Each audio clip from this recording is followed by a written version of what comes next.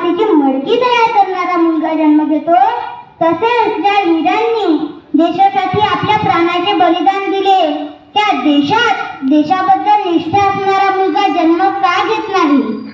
आज भारत माताची म्हणताना जय म्हणण्याची सुद्धा आपण इतरांकडून अपेक्षा करतो, तर ज्या वीरांनी देशाचा पूर्ण आयुष्यभर विचार केला त्यांची आपण स्वातंत्र्य दिनाच्या या पर्वानिमित्त आठवण करतो.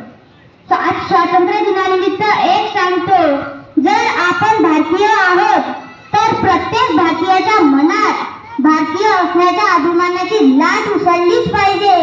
कारण भारतीय असणं साधारण नाही, संपूर्ण देशाचा नाही, राज्याचा नाही, जिल्ह्याचा नाही, तालुक्याचा नाही, फक्त आपल्या गावातून सुरुवात करा.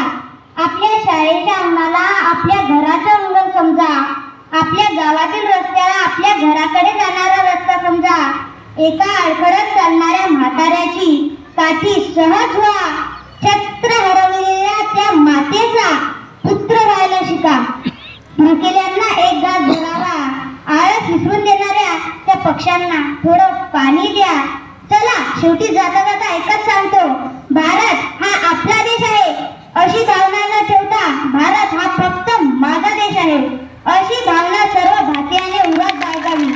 India is not only our country, India is not only our country but also India is only my country. India is